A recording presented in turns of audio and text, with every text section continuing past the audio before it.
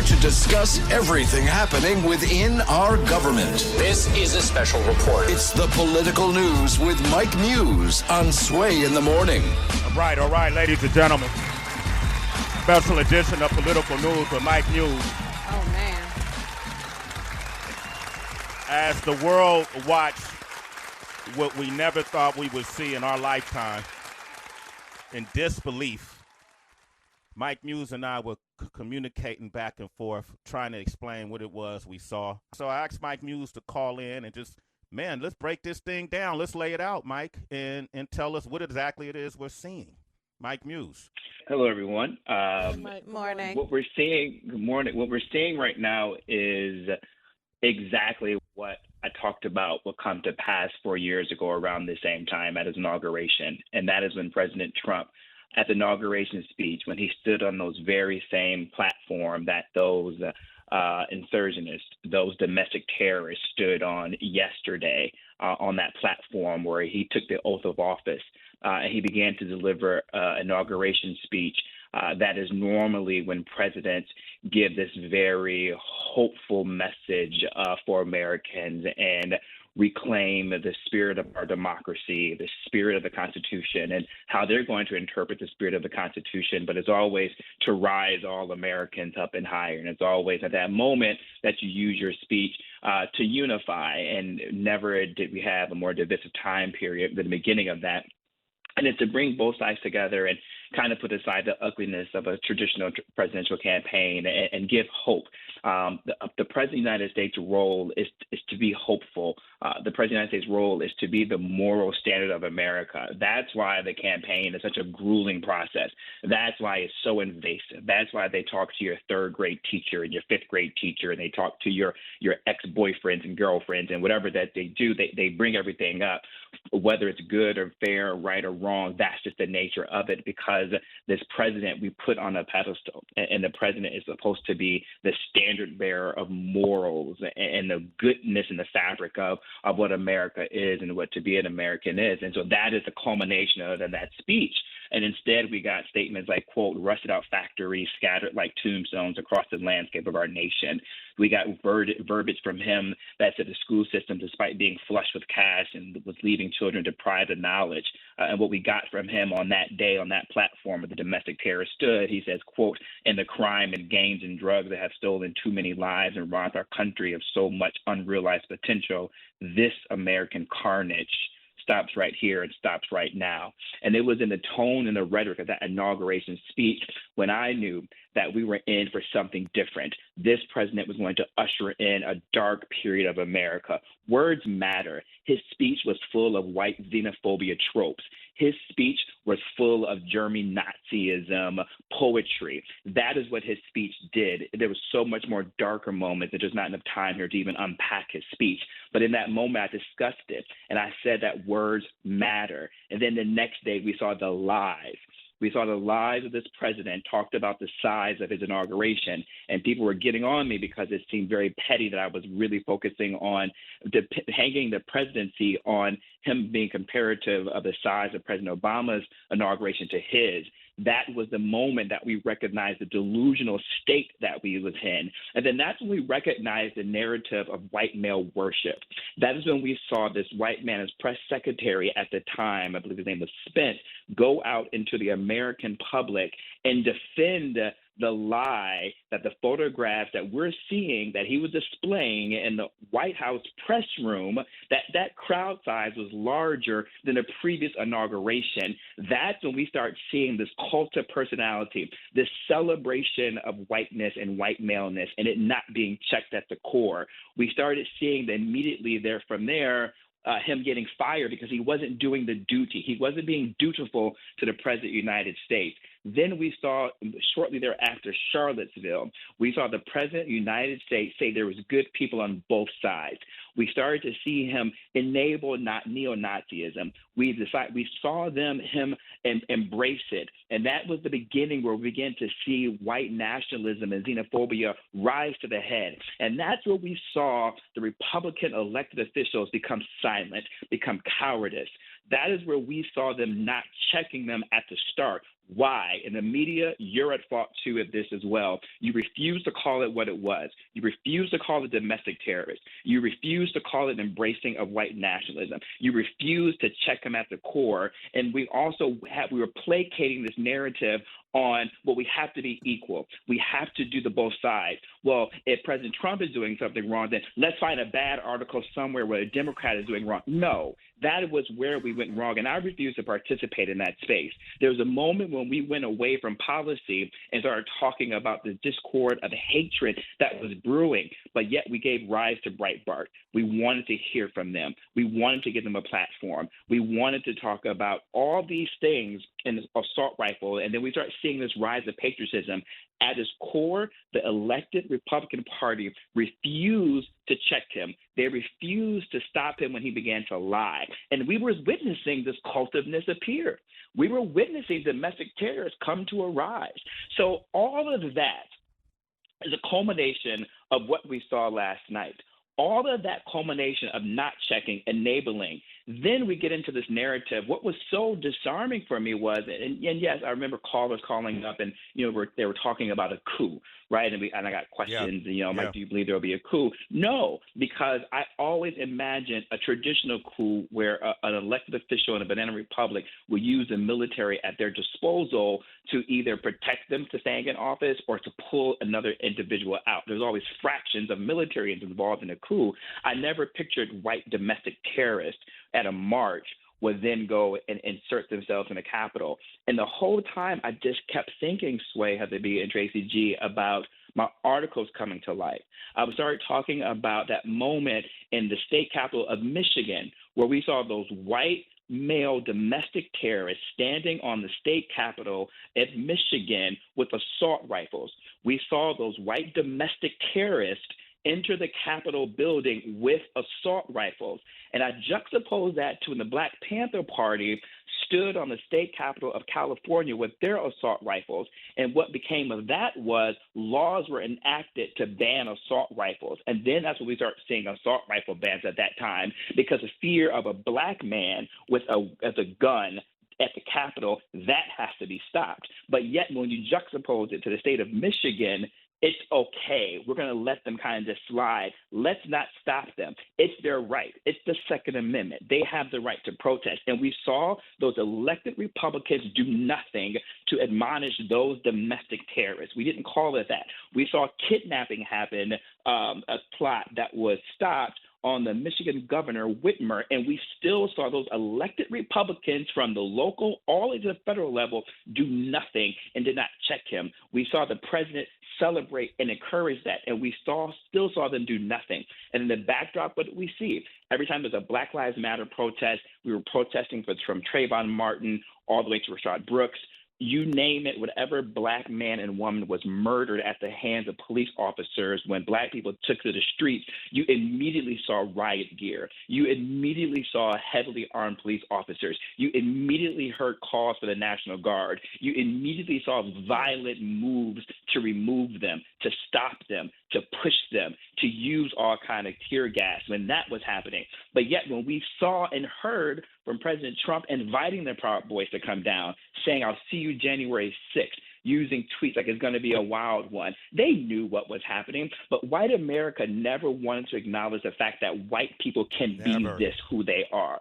Black people have always known that. Why? Black people have always been the end result of white domestic terror since the slavery days, since the antebellum days, since the civil rights days. We've always been on the other end of the side of white domestic terrorists, but white America never wants to acknowledge it as that. They never want to see their good brethren be able to do such a carnage, such bloodshed. They never thought that they could do that. Black people, we've known all the time what the capabilities of white domestic terrorists can be. And so what happened? They didn't prepare, right? We're going to let these white people, domestic terrorists, come into the District of Columbia, be as riled up as we are. Those factions are already certified domestic terrorists by the Southern Poverty Law Center. So if you know you already have domestic terrorists and groups and associations that are already on the list for domestic terrorists arriving into D.C., why did you not have the military National Guard there? Why did you not have your barricades? Why did you not have the riot gear? If a Black Lives Matter protest would have been there, if a Black president would have sent out a tweet to an organization that was Black, that was deemed domestic terrorist, and said, I'll see you January 6th, it's going to be a wild one, you better believe they would have done all they could to have riot gears, tanks, armory, whatever they needed to protect all those spaces in place.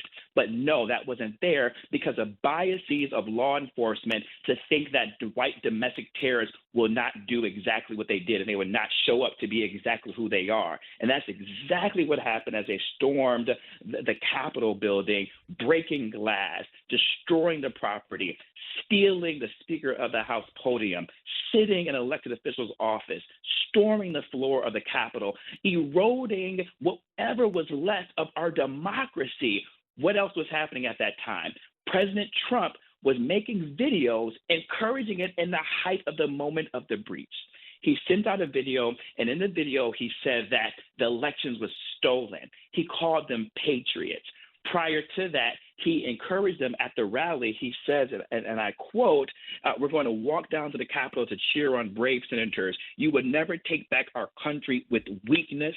You have to be strong, signaling the use of force. Giuliani talked about a use of force. They gave them orders to do exactly what it is that they did. And what have we seen in that moment after it was all done? Do you think in that moment every senator, every House Republican would say, we now know the error of our ways.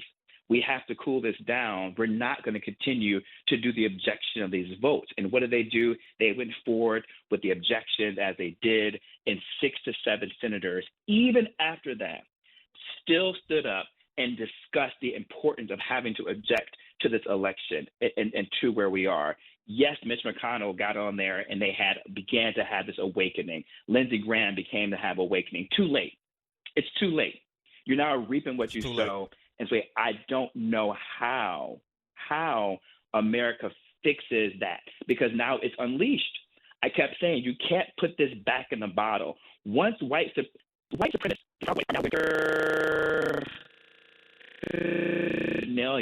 as if they are a Black Greek letter organization. They proudly sport their jackets around. They proudly wear their T-shirts. They proudly wear their hats now. They now have found each other, and now they have found their tribe where they can convene with.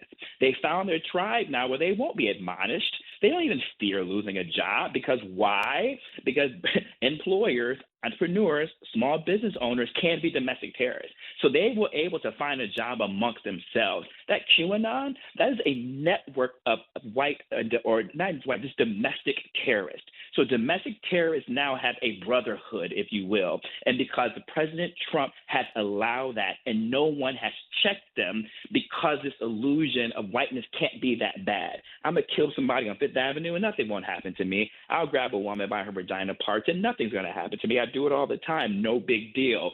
Mexicans are rapists and gang members. No big deal. White America didn't check that. Those white elected officials did not check that. There is a permissiveness that has been allowed for that type of behavior and toxic masculinity that is acceptable. It's no harm. And I think for me as a Black man, as I was watching this all unfold, I couldn't help but look at it from that lens and the duality of Blackness compared to whiteness, the word thug and how it was used on us but not given to them, right? Those were thugs. They don't want to say it. And terrorist is always associated with those of the Islamic faith, right? Those who wear the hijab, right? No, terrorist is exactly white men. They also can be terrorists. And it's time now that we start talking like this and get uncomfortable in that and blame fault and hold them accountable. As we kind of wrap this part up, there needs to be some type of a museum or some type of memoriam dedicated to every elected Republican from the local level to the federal level, from the time this president got inaugurated until January 20th, who enabled every action that will forever change the fabric of this country. Mike Muse, I want to talk about insurrection. Is insurrection considered a form of treason?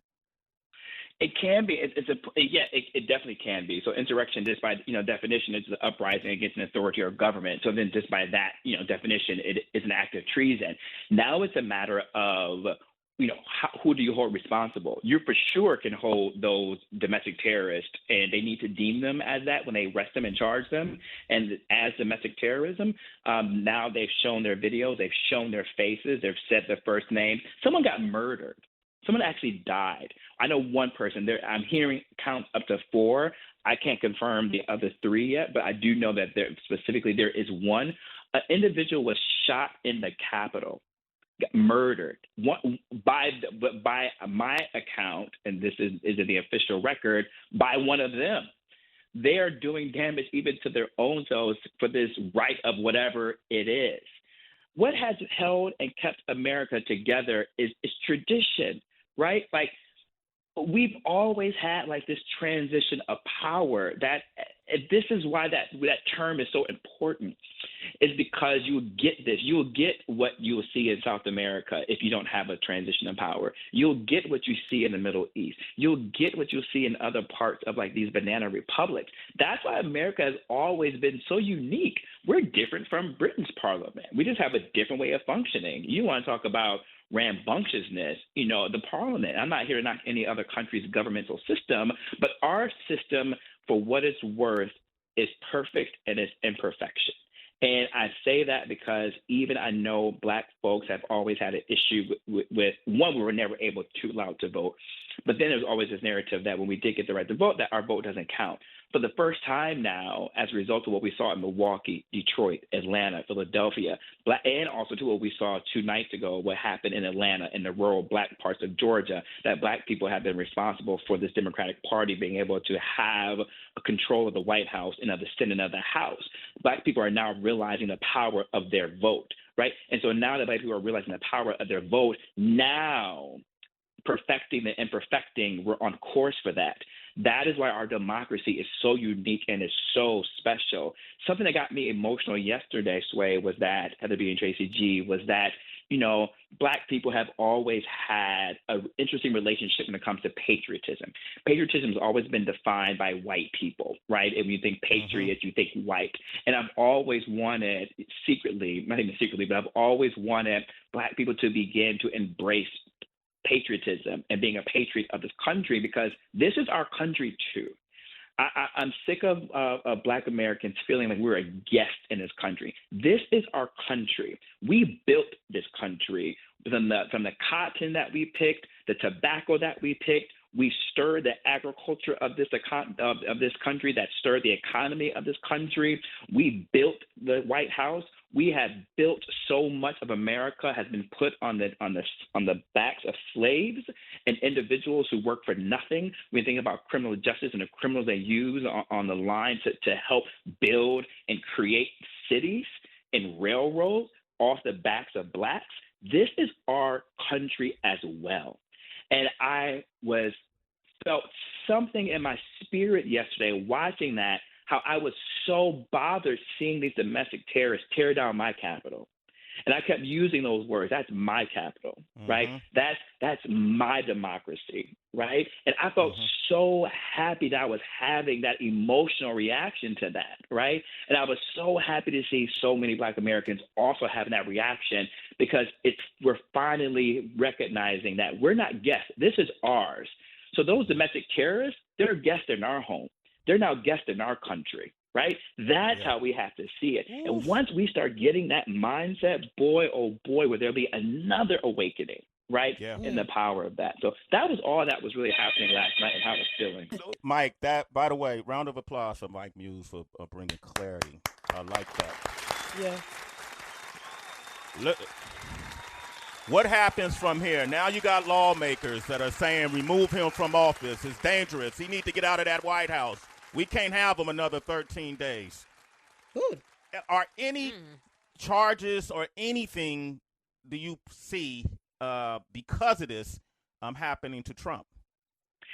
I'm so glad you raised that question, Sway. And the answer is we don't know what these cowardly elected Republican members will do.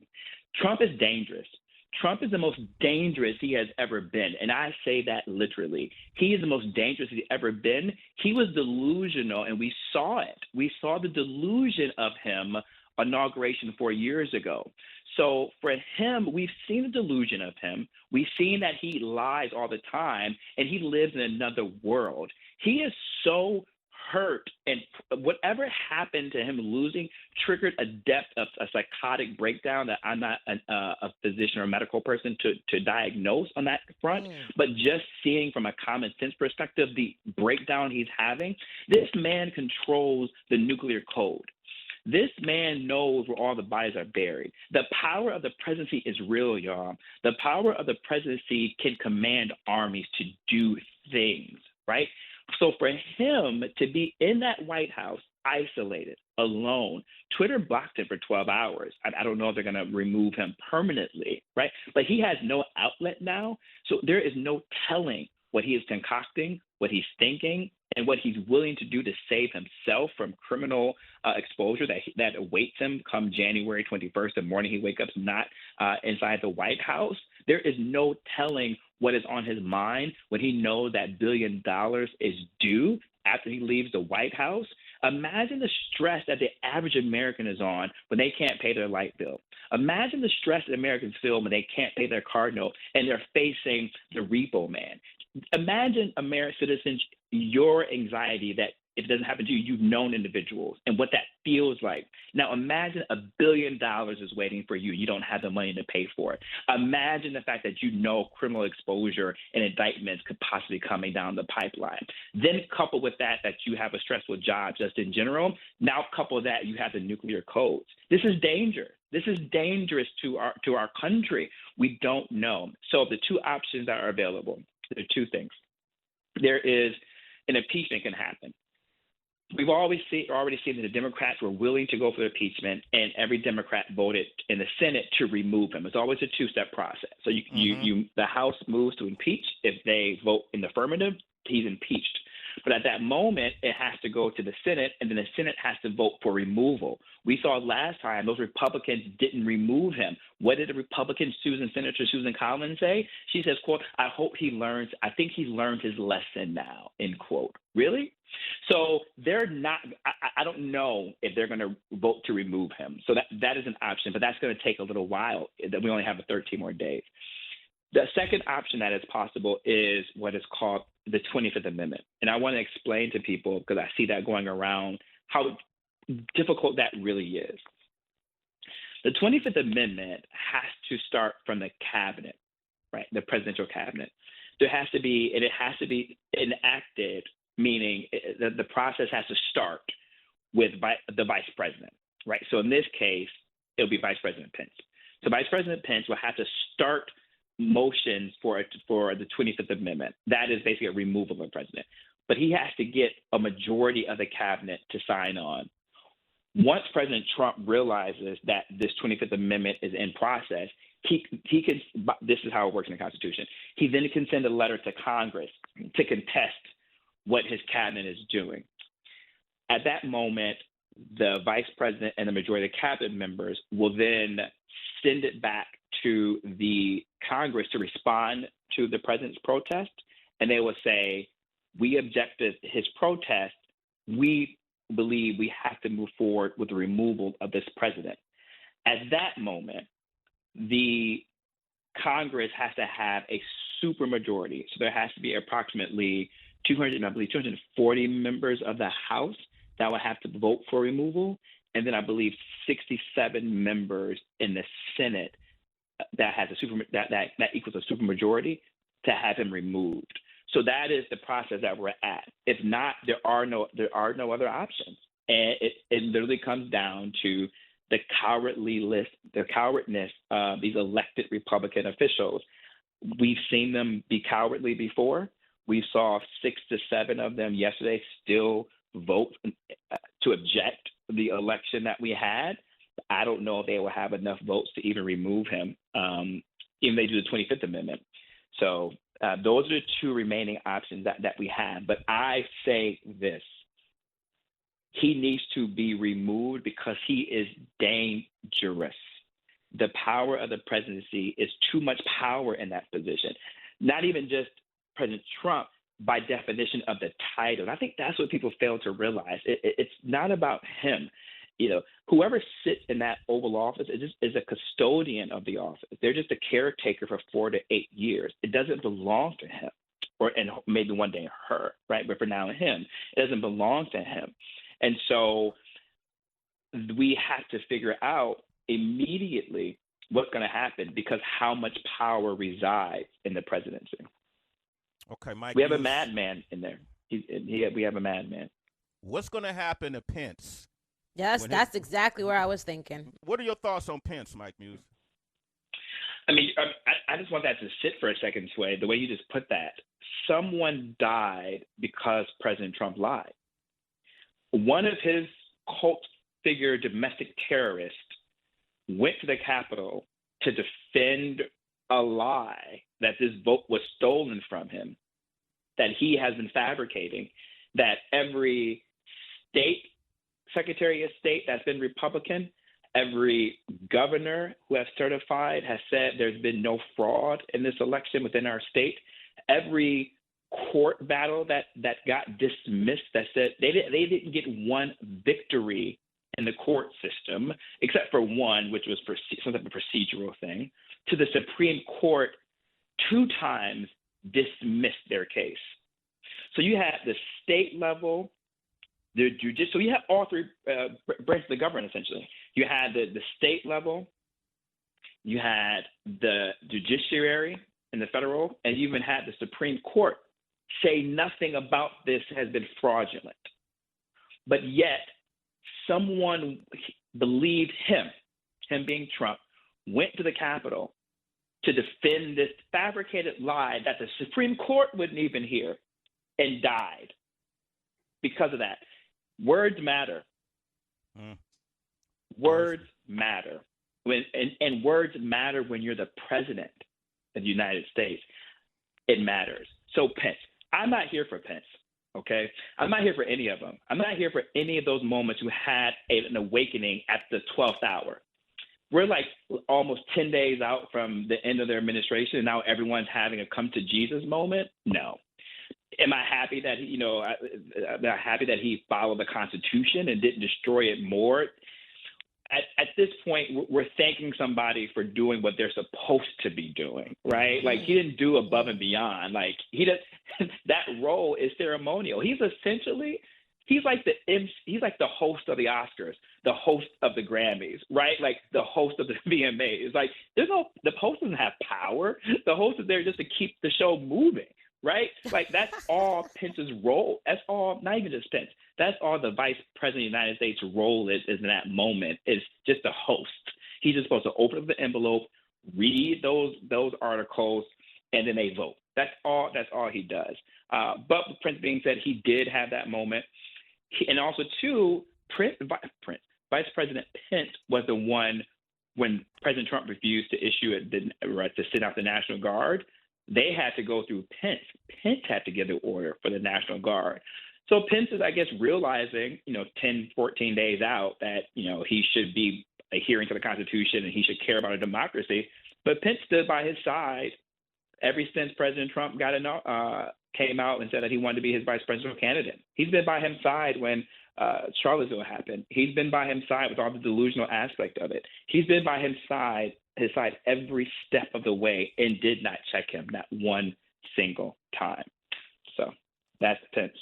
That's Pence. We got Claudette on the line from Texas. Grand Risings, Claudette. Welcome to the show. Hi, Claudette. Hey, Claudette. Claudette. Thank you. Good morning, everyone. My question is, given the debacle that we're in now and taking a look at the past 4 years with Trump, and really, I understand the thing about Mike Pence. He's been in lockstep, but really, would he have even had a leg to stand on if he did buck President Trump? But the thing is should Congress consider checking some of the president's abilities to do what he's done and make some changes to the role of the presidency because it is so dangerous. It is so polarizing when you have a crazy person at the helm, and there's nothing we can do to even correct the boat. We're just all hanging on by the seat of our pants, and every day I wake up with such trepidation about what the hell did this man do while I was sleeping. You know, every morning you wake up with such fear and such trepidation that the country may not be what you thought it was the night you went to sleep. It's crazy. And my husband is a Trump supporter. And my house has been divided since 4 years ago. I mean, I literally thought about divorcing the man over this. And it wasn't until we had a really big blowout that shit stopped. Because I said, we will never talk about politics in our house. We do not agree. I'm black, he's Hispanic. I told him we do not agree. And we will never agree when it comes to that man because he's hateful, but he's also crazy. And so are the people that follow him. And so my husband was like, well, you think I'm crazy? And I said, absolutely. Absolutely. Down to the core of my being. Absolutely. Because history will look back at this time, and it's a mar on this country. It's a mar on this country. And I'm not even from here. I was born in England, and I came to America with my parents. And this is not the America I came to. This is not. And it just breaks my heart every day to see this debacle take place in front of the entire world. We have no face in the entire world. We could never go into another country and say, we're better than you. We'll show you how to do it. Show you what? This shit? It's amazing how just disconnected people are in this country, and they think that it's fine because they believe that this is the best place in the world, and they have never been anywhere else, and don't realize that third world countries are laughing at you. Yesterday on TikTok, I saw a man say that America is a third world country with a Gucci belt, and that's exactly true. It is exactly true, and I hate that. I hate it with everything that I know. I hate that, but it is so true. Claudette, thank you. Well, thank you so much for calling and sharing your emotions. And I think you are getting to the emotional core of how so many Americans are feeling and how your love for this country and how it impacts you. And America has always been this shiny beacon. It's always been the shiny beacon, you know, on top of the hill. That's who we are. We're the laughing stock of the world. You know, I think, just use pop culture references, you know, you always say you never believe your headlines. The moment you start reading your headlines, that's the moment you fall. When you start thinking that, you know, your fans will always be there, no matter what type of music you put out, eventually your fans leave you, right? The mob is fickle, right? And that's America happening right now. America has been very arrogant in our democracy because there's been no reason to ever check it. But we watched over 4 years, one man and white domestic terrorism and coward Republicans from 2016, 2020 allowed our country to be eroded, allowed our standings in the world to be eroded. We've been a laughing stock. Every time the president goes on one of those diplomatic missions, and we have the G8 summits, the United Nations summits, all those things, all the world leaders laugh at him. He's a joke. None of my friends who live overseas, one in particular used to live here, now lives over in Syria. You know, I was like, yo, are you ever going to come back to New York? He said, why would I come back to America? I have no interest in it. People don't have an interest in coming to America anymore. And that's where we are with that. To be specific, though, I want to make sure I get to your question. It's a very powerful question, and I think it's something very powerful that we have to wrestle with, unfortunately, as Americans. She talked about, if people forgot, just to reset, this caller talked about does a president, and not just Trump. So again, remember, folks, the president, think about this as the Oval Office. I'm going to talk about from the Oval Office. Does the Oval Office have too much power? And should Congress strip the Oval Office of power? When our founding fathers created the Constitution, they had all of these things in mind. They had everything in mind that one day there could be a person like a Trump. I don't think they recognized how much of a Trump was on their hands, but that there would be a Trump. But that's why we have three executive branches of our government, three branches of our government for checks and balances, right? The legislative, which is Congress, the executive, which is the White House, the judicial, which is the Supreme Court. So that if one was getting too powerful or too out of hand, the other two branches would be there to check that other branch. It's a check and balance. And that's why it's three and not like an equal number. So it's an odd number and not an equal number for that purpose right there. But what happened, what we saw was this Oval Office, this president got so powerful, but who enabled him? The legislative branch, Congress, who specifically the Republican parties from 2016 to 2020 enabled him. They didn't check him. So as a result, you saw this executive branch expand to almost unlimited power because Congress, the Republicans, allowed it. They didn't check him. And what happened was the founding framers of our country didn't anticipate that the legislative branch wouldn't check the executive branch. And that's what we have a system here.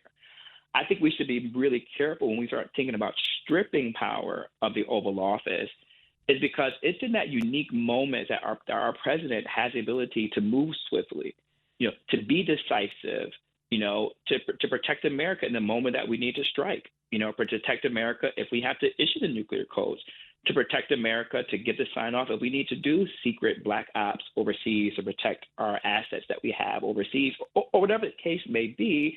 I do think that that's unique to America. That's unique to our system because everything is in place. It's always interesting, and I hope now in the next election cycle in 2024, people stop saying they're exhausted from watching the debates, right? I hope people stop saying they're tired of hearing about the presidential candidates, right? Yes, it's exhausting, but we don't want to get to the point where we say we're so tired of it that we tune out.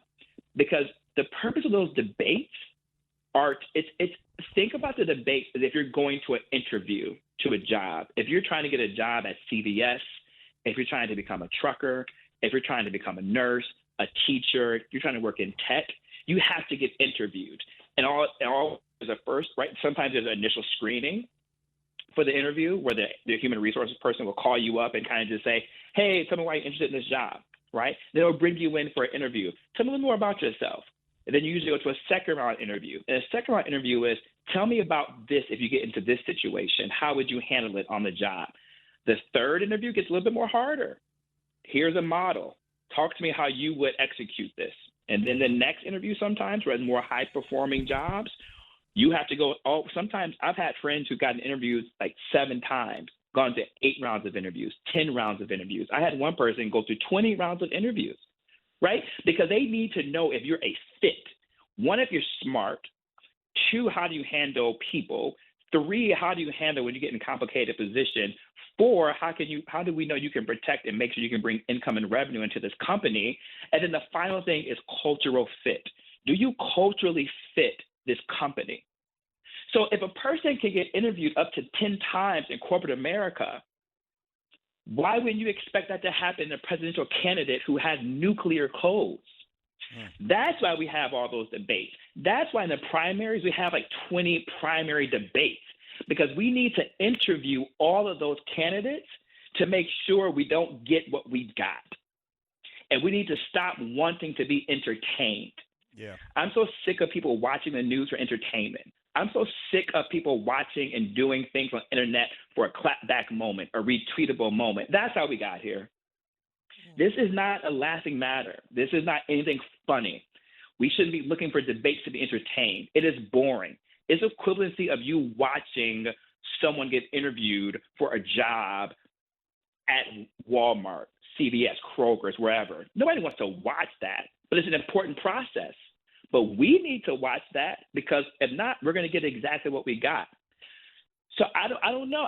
I'm on the fence about stripping power, right? It's just about, we need to be more dutiful as American citizens on who we're electing, and we need to participate in the process. Tune into the debates. Tune into the background. See how they answer the question. Wait, you don't understand foreign policy when it comes to Syria, the Middle East? Wait, you don't understand what the impact of Brexit can have on the American economy? Wait, you don't even understand the American economy? Wait. You don't understand how your tax cut of 0.05% will have an immediate impact on those who make less than $75,000? Wait. You don't understand when you talk about giving vouchers to public schools, how that vouchers to K through 12, how that can have an impact on the public school system? Wait. You don't understand, et cetera, right? That's why we're asking all those boring questions, because you get this. And to this caller's point, because the Oval Office is so powerful, and we have to start looking at it like that. You know, yesterday's debacle really, I had to bite my tongue not to say anything. Yeah. Because I didn't want it to blow up. But I've got to tell you, just seeing people act like that, and the disparity between what you saw with BLM protests and with this, you know, the whole polarization of everything. I said, wow, where are we going as a country? You know, because I had a professor that told me that something he said that stayed with me for the rest of my life. I think it'll stay with me.